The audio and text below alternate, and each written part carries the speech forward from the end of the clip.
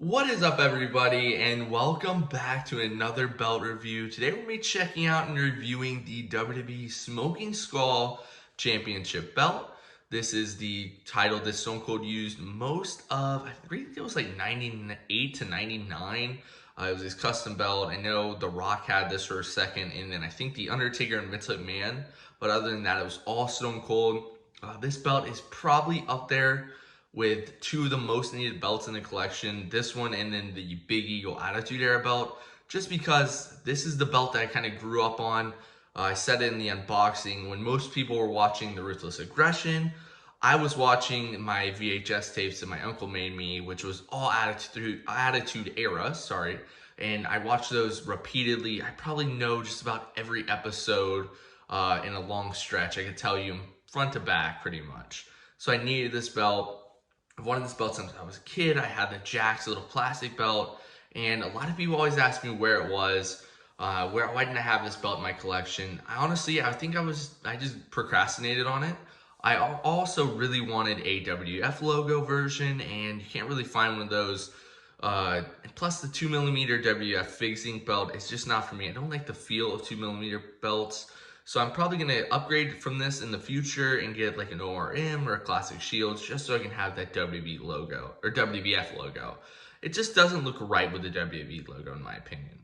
But this replica is actually really nice. It's 5mm, so it's the upgraded version.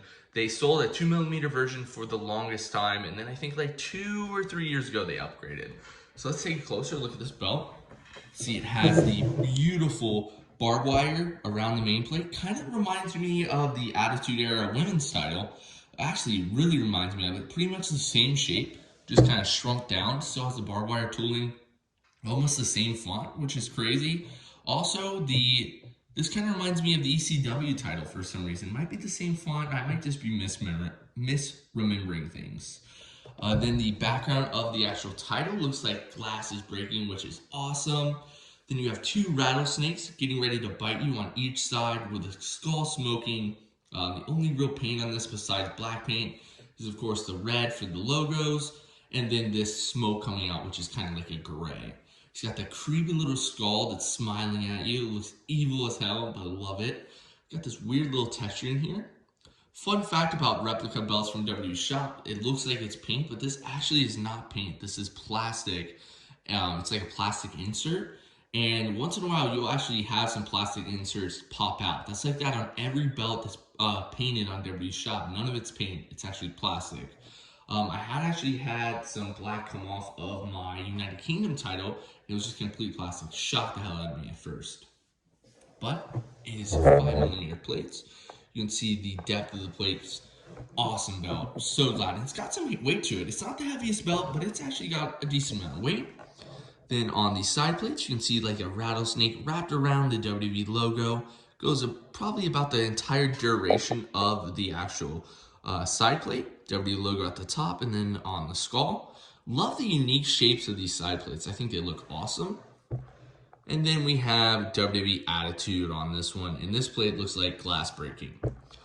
One thing that's kind of different about this belt is there's no real tooling on the leather whatsoever. No stamping at the top.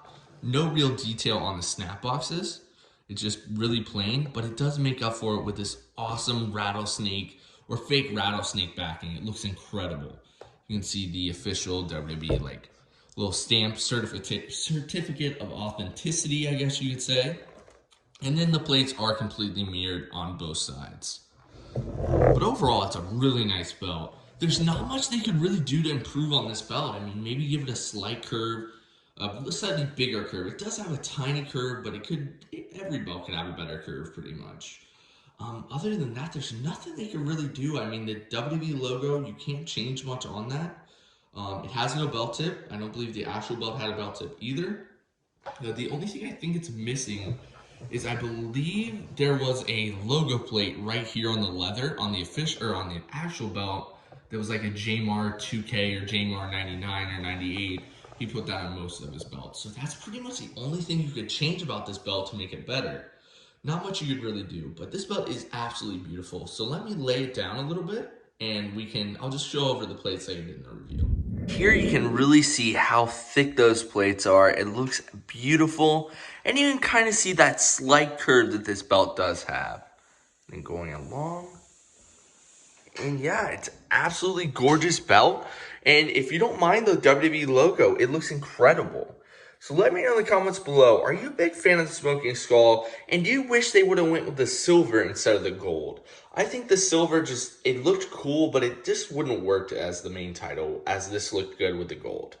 But I do thank you guys for watching, and I'll see you guys next time. Bye-bye.